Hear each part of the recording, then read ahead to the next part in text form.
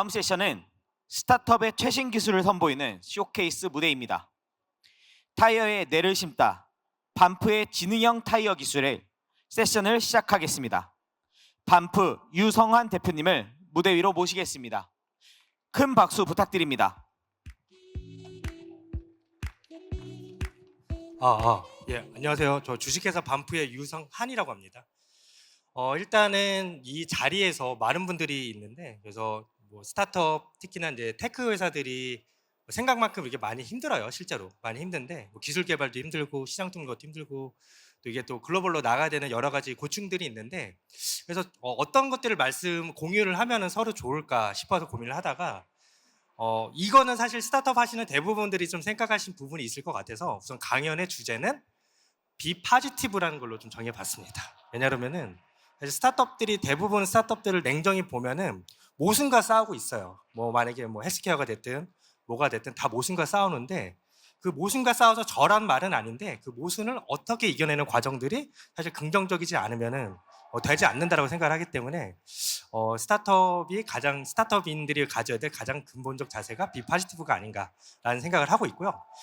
전체적으로 저희 반프 소개 잠깐 드리고요. 그리고 저희가 뭐 잘하고 있다라고 뭐 남들이 인정해 주시니까 저희가 해외 진출을 하면서 겪었던 여러 가지 에피소드를 엑기스를 뽑아서 어떻게 하면 더 효율적으로 좀 더 저렴하게 더 빠르게 할 수 있는지 그 두 가지 관점에서 말씀드리도록 하겠습니다. 예, 우선은 저희는 저희가 기본적으로 제가 밀고 있는 요즘에 문장 중에 하나가 데이터 윌윈이라는 표현인데, 사실은 저희가 하고 있는 것들은 데이터 관점에서 좀 접근해보자, 새로운 접근을 해보자라는 의미고요. 그래서 저희가 결국 뭘 하는 업체냐, 아마 이제 처음 들어보신 분들도 있는데, 모빌티 영역 쪽에서 가장 아날로그로 남아있는 게 타이어입니다. 그 타이어를 디지털로 전환해보자라고 나온 회사가 반프라는 회사입니다. 네. 저희 회사는 이제 올해 12월 기준은 만 4년 정도 되고 있고, 지금 역상도 있고, 지금 31명이 열심히 연구개발 및 사업을 진행 중에 있습니다.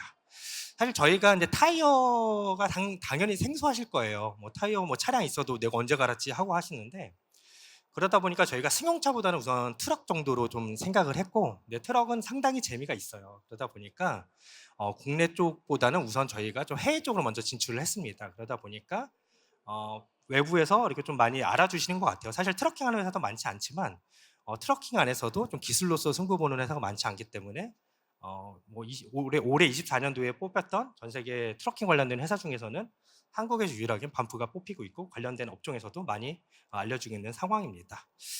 그리고 뭐 여기 기술 스타트업 하시는 분들 있으면은 다 고민인데, 앞에서도 방금 그 말씀 하셨는데 인재 채용에 상당히 어려움이 많아요. 사실 나는 사실 박사급 인력 뽑고 싶은데 박사급 인력이 오지는 않아요. 저희가 원하는 인력들이. 그래서 저도 같은 고민을 하다가 이 문제를 어떻게 해결하나 생각을 해보니까, 그럼 우리가 나쁜 사업을 하지도 않는데 경진대회에 나가서 좀 우승하면은 가장 값싸고 가장 채용하는데 효험이 되지 않을까 해서, 저는 그런 전략을 선택을 해서 작년 하반기만 한번 해봤습니다. 근데 다행히 너무 감사하게 국내에서 좋은 상들을 많이 주셨고, 뭐 장상도 많이 받고 하면서 이것 때문에 상을 받았기 때문에 좋은 분들이 오시진 않지만, 상을 받아서 이 사업이 괜찮다고 생각하시는 분들이 레퍼런스 체크로서 쓸만한 것 같아서 뭐 쉽지는 않겠으나 여러 경진대회를 나가서 스타트업이 좀 가장 저렴하게 PR할 수 있는 방법이 하고 있어서 이걸 먼저 말씀드리는 거고요. 실제 저희가 이제 타겟하는 시장이 가장 중요하다고 생각합니다. 아무리 기술 스타트업이라도, 아무리 우리가 좋은 기술이 있어도 어떤 시장을 어떻게 녹화하느냐가 가장 핵심이라고 생각을 하는데, 저희가 타겟으로 한 시장은 사실 미국 물류트럭 시장이에요. 아마 생소하실 텐데 왜 미국이냐, 미국이 뭐 미국 뽕이 있어서 그런 거냐 이런 말도 하시는데 다른 게 아닙니다. 미국 여행 가셔서 철도 타신 분 계셔요? 없습니다. 지하철은 있으세요. 그러니까 그 말이 뭐냐면은 미국 물류 시스템 자체가 트럭 베이스로 움직인다. 그래서 그 시장이 한 1.1트리언 달러 정도 되는데 한 1,500조 정도, 그러니까 우리나라 GDP가 2,000조 정도 되니까 아주 괜찮은 시장이라는 거고요. 자율주행은 요즘에 조금 어려운 부분이 있고, 타이어 시장 같은 경우는 전 세계 한 300조 원이 넘는 시장이에요. 요즘에 TSMC나 삼성 파운더리나 이런 말 많이 나오는데 그 시장이 한 120조 정도 되는 시장인데, 그것보다 한 3배 정도, 한 2.5배 정도 되는 시장인데, 그래서 시장이 아주 좋습니다. 근데 여기서 타이어를 디지털로 전환하자라고 하는 회사가 지금 현재 반프밖에 없어요. 근데 여기서 냉정히 봐야 될 게, 그럼 반프가 혼자 헛소리 하는구나 라고 볼 수도 있어요. 네, 맞습니다. 그래서 그거를 해칭하기 위해서 실제 시장의 현상을 좀 말씀드리겠습니다. 가장 근본적으로 바로 보면은 현재 교통사고 원인이 크게 세 가지로 나눠져 있습니다. 첫 번째, 운전자가 잘못하는 거, 트럭의 교통사고입니다. 두 번째가 타이어 이슈 때문에 30%가 일어나고, 세 번째로는 도로 인프라 때문에 10%가 일어나요. 생각보다 타이어 이슈가 크네, 트럭은? 네, 맞아요. 왜냐하면 1년에 10만 킬로 이상을 달리기 때문에 타이어 이슈가 상당히 큽니다. 그래서 저희가 재밌는 게, 그러면 2번 이슈가 상당히 크니까 전 세계 솔루션 프로바이더들이 2번을 해결하지 않을까? 당연히 있어야 되잖아요. 근데 실제로 어떻게 워킹하느냐? 이 백 이미지 보면은 저 아저씨가 망치로 타이어를 때리죠. 예, 저렇게 지금 체크를 해요. 전혀 데이터가 없습니다.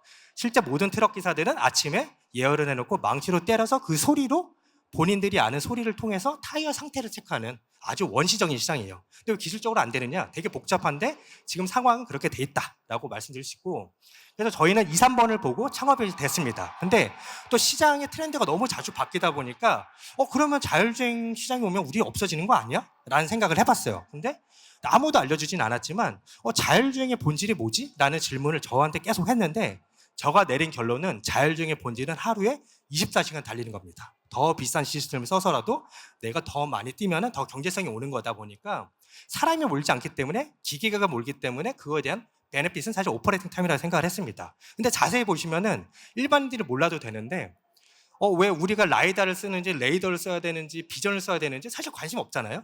근데 본질은 24시간이에요. 근데 그거를 대부분 보면 1번에 초점을 맞춰져 있어요. 운전자 과실. 그죠? 근데 2, 3번은 누가 푸나? 근데 지금도 트럭 저렇게 망치로 때리는데 누가 못 푸는 거 아니야?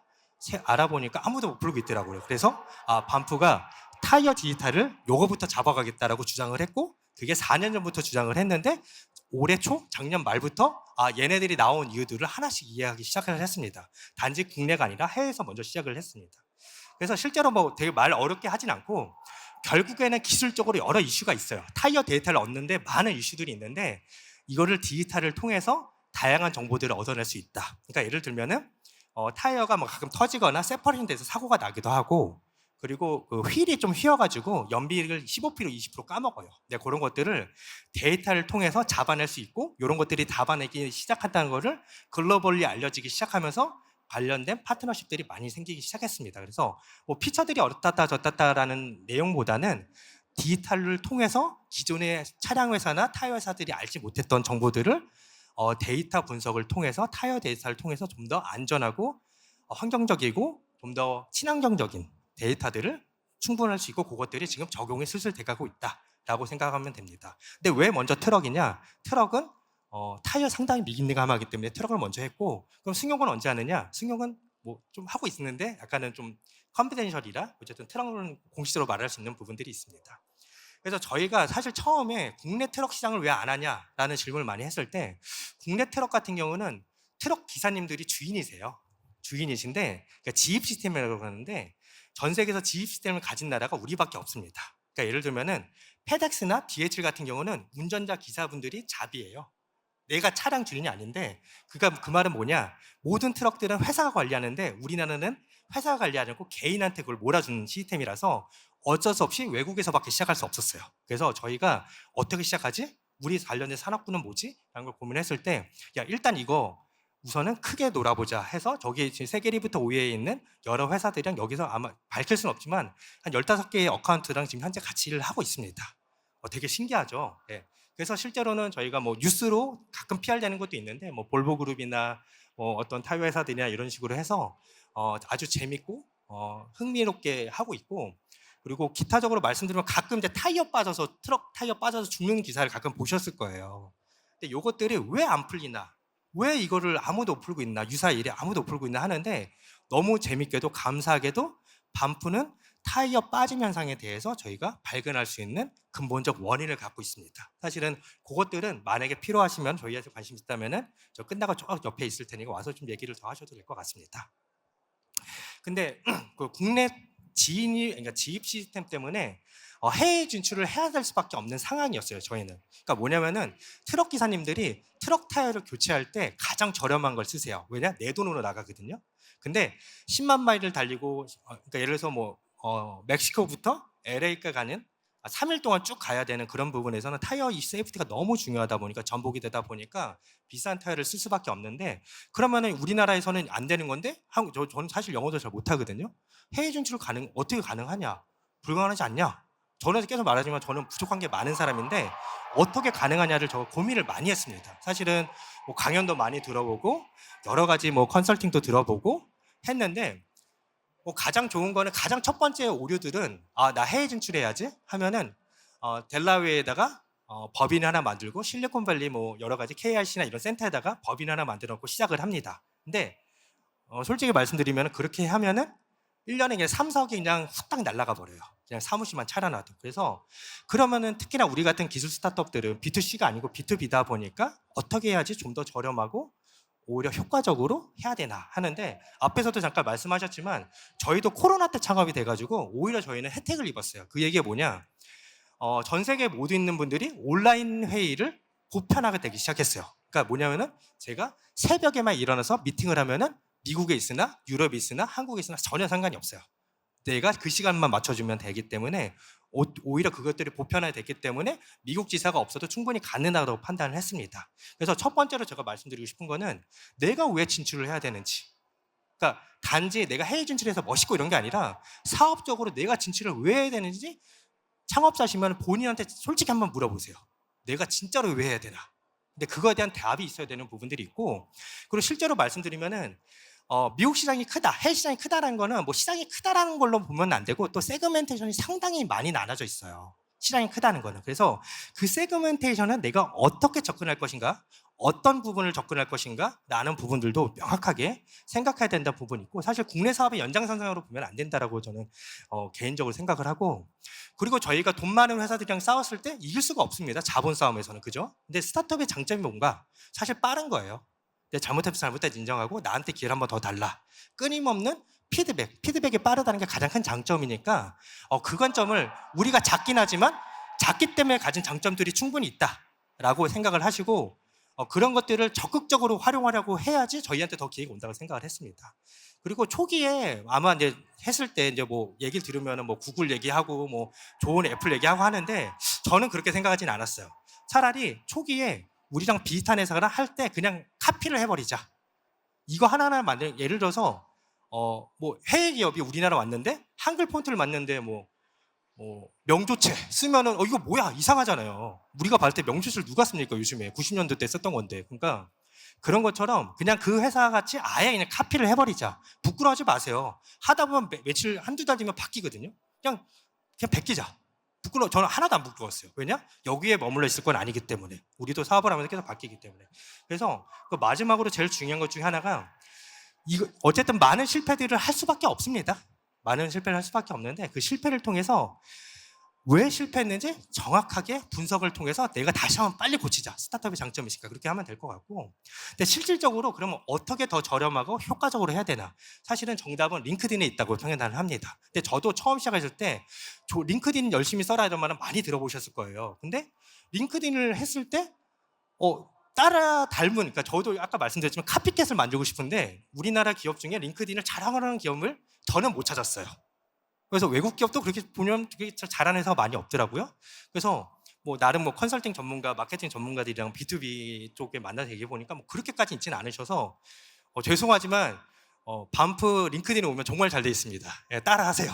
예, 그래서 만약에 아이디어 필요하시면은 저희가 충분히 드리고 어떤 관점에서 어떤 메시지를 던져야 되고 메시지는 어떻게 태그는 어떻게 달아야 되고 이런 것들도 충분히 공유가 가능합니다. 그래서 링크드인을 가장 했으면 좋겠고 요즘에 또 오픈 이노베이션 같은 것도 좀 뭐 있으니까 당연히 하셨으면 좋겠고 저는 그리고 이 담당자가 특히 B2B 하시는 분들은 담당자가 안 만나주세요. 안 만나주시는데 너무 안 만나주니까 짜증이 나서 이 아저씨한테 DH를 한번 보내봤어요.